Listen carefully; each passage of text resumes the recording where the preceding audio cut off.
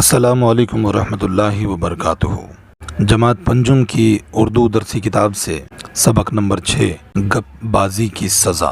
گپ بازی کی سزا اس سبق کے مصنف ہیں عصمت چغتائی، جن کی پیدائش 21 اگست 1915 سن عیسوی کو ہوئی اور وفات 24 اکتوبر 1991 سن عیسوی میں ہوئی۔ عصمت چغتائی بدایوں میں پیدا ہوئیں۔ ان کا خاندانی نام عصمت خانم چغتائی ہے۔ عصمت چغتائی افسانہ نگار کی حیثیت سے مشہور ہیں۔ کلیاں، شیطان، چوٹیں اور چھوئی موئی ان کے افسانوں کے مجموعے ہیں۔ ٹیڑھی لکیر اور ایک قطرہ خون ان کے مشہور ناول ہیں۔ ان کی کہانیوں میں خواتین کی بول چال، رہن سہن اور ان کی خواہشوں اور تمناؤں کی بھرپور عکاسی ملتی ہے۔ گپ مارنا بری عادت ہے۔ اگر کوئی شخص گپ باز مشہور ہو جائے تو پھر اس کی سچی باتوں کا بھی لوگوں کو یقین نہیں آتا۔ اس سبق میں ایک ایسے ہی بچے کی کہانی ہے جو اکثر گپ مارا کرتا اور بڑوں کے منع کرنے کے باوجود اپنی اس عادت سے باز نہ آتا تھا۔ اس عادت کی بنا پر ایک دن وہ بڑی مشکل میں پھنس جاتا ہے۔ ذیل کا سبق بچوں کے لیے لکھے گئے عصمت چغتائی کی ناول 3 اناڑی سے لیا گیا ہے۔ گپ بازی کی سزا۔ ببلو کو ہمیشہ سے گپیں مارنے کا شوق تھا۔ ایسی ہانکتے کہ بس کیا بتائیے۔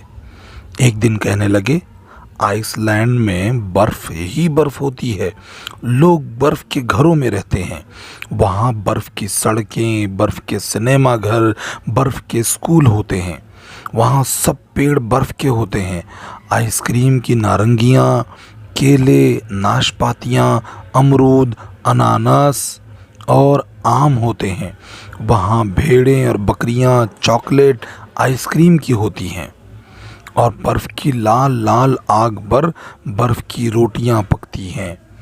بے وقوف، برف کی کیسے آگ سلگ سکتی ہے؟ جموں سے زیادہ ضبط نہ ہو سکا۔ جلتی ہے، ہمیں معلوم ہے۔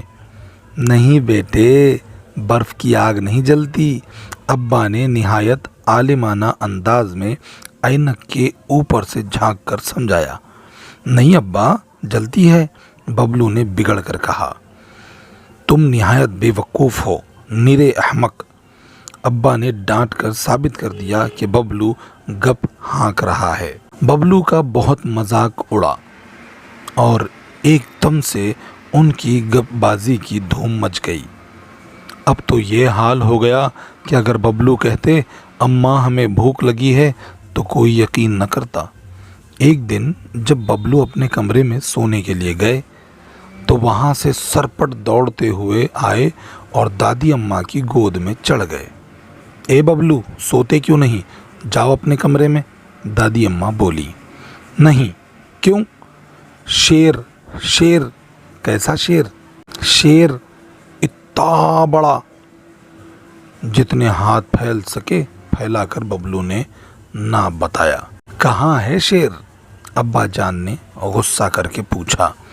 ہمارے پلنگ کے نیچے۔ پھر تم جھوٹ بولے؟ ابا نے بڑی بڑی آنکھیں نکالی۔ سچ، اللہ قسم۔ جھوٹا کہیں کا۔ دادی اماں نے زور کا دھپ جمایا اور ببلو کو اپنی گود سے بیگن کی طرح لڑکا دیا۔ چل سیدھی طرح جا کے سو اپنے کمرے میں، اماں نے للکارا۔ نہیں اماں، شیر ہر وقت جھوٹ بولتا ہے، اماں بولی۔ کس قدر گپیں تراشتا ہے نالائق، ابا نے رائے دی۔ ڈرپوک بنا دیا ہے، اماں باوا نے لاڑ کر کے۔ 2 کوڑی کا نہیں رہا بچہ، دادی اماں نے تانا مارا۔ بڑی دیر تک ببلو کے جھوٹ پر تبصرہ ہوتا رہا۔ پھر لوگ ادھر ادھر کی باتوں میں ببلو اور شیر دونوں کو بھول گئے۔ سب سونے کا پروگرام بنا ہی رہے تھے کہ میوا رام مالی بوکھلایا ہوا آیا۔ مجیب میاں، باہر داروغہ جی کھڑے ہیں، دادی اماں بڑبڑائیں۔ لوگ پیچھا ہی نہیں چھوڑتے، جان کو لگ گئے ہیں۔ ارے بلاؤ بلاؤ، آئیے انسپیکٹر صاحب، کیسے تکلیف فرمائی؟ ابا نے چبوترے پر سے پکارا۔ انسپیکٹر کے ساتھ ایک گچھے دار مونچھوں والے صاحب بھی تھے۔ وہ میوارام سے بھی زیادہ سٹ پٹائے ہوئے تھے۔ 2-4 لاٹھی بند کانسٹیبل بھی تھے۔ ابا گھبرائے، کیا گڑبڑ ہو گئی؟ خیریت تو ہے؟ ابا نے پوچھا۔ ویسے سب خیریت ہے، یہ سرکس کے مینیجر صاحب ہیں۔ انہوں نے گچھے دار مونچھوں والے کی طرف اشارہ کیا۔ آداب عرض، آپ سے مل کر بڑی مسرت ہوئی۔ ابا بولے، صاحب وہ بات یہ ہے کہ سرکس کا ایک شیر چھوٹ گیا ہے۔ شیر؟ جی شیر، نہایت خونخوار ہے۔ کل رنگ ماسٹر کو بھی بھنبور ڈالا ہوتا، بال بال بچے۔ ابھی آپ کے پڑوس سے رئیس صاحب نے فون کیا کہ ایک عدد شیر آپ کے باغ میں گھومتا دیکھا گیا ہے۔ باغ؟ شیر؟ ببلو؟ ابا مونڈھے پر ڈھلک گئے۔ ببلو سچ کہہ رہا تھا۔ انہوں نے سہم کر ببلو کے کمرے کی طرف دیکھا، جس کا ایک دروازہ باغ کی طرف کھلتا تھا۔ ہائے لوگو، میرا ببلو! اماں جو کمرے سے سب کچھ سن رہی تھیں، پچھاڑ کھا کر گدے پر گری، پھر اٹھ کر وہ دوڑی ببلو کے کمرے کی طرف۔ اگر ابا نے انہیں پکڑ نہ لیا ہوتا تو وہ سیدھی شیر کے جبڑوں میں گھس جاتی۔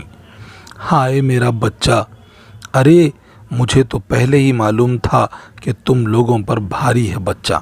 اس کی جان لے کر چین آیا۔ حسب دستور دادی اماں نے گھبرائے ہوئے اماں اور ابا کی ٹانگ لی۔ ہائے میرا ننھا منا ببلو! شیر نے چبا ڈالا، اور اس نے ڈر کے مارے آواز بھی تو نہیں نکالی۔ خالہ اماں رونے لگی اور جموں شبو بھی پھوٹ پھوٹ کر رونے لگے۔ ابا کا برا حال ہو گیا۔ وہ تو خالی ہاتھ ہی گھس کر شیر سے گتھ جانا چاہتے تھے۔ ان کا بس نہ تھا کہ شیر کے حلق میں ہاتھ ڈال کر اپنے لاڈلے ببلو کو نکال لائیں۔ لوگوں نے بڑی مشکل سے انہیں دلاسا دیا۔ بندوقیں اور لاٹھیاں لے کر سب آہستہ آہستہ ببلو کے کمرے کی طرف بڑھے۔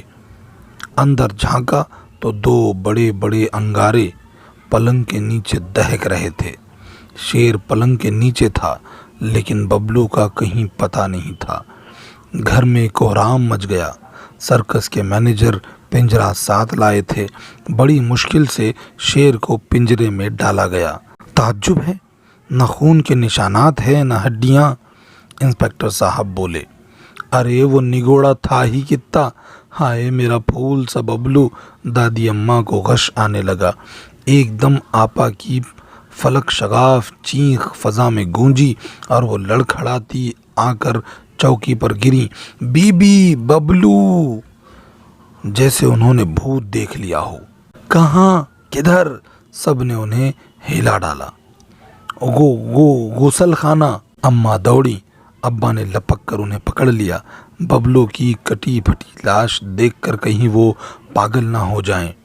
کلیجہ تھامے ابا اور میوارام روتے بلبلاتے غسل خانے میں پہنچے، لیکن وہاں کوئی لاش نہ تھی۔ ہاں، ببلو میاں گٹھڑی بنے گھڑے کے پاس اکڑوں بیٹھے اونگ رہے تھے۔ نامعقول! یہاں بیٹھا ہے اور ہم ناحق پریشان ہو رہے ہیں۔ ابا نے ایک چپت لگائی اور کان پکڑ کر ببلو کو اٹھا لیا۔ کہاں ماتم ہو رہا تھا، کہاں ایک دم شادیانے بجنے لگے۔ سب نے ببلو کو گلے لگایا۔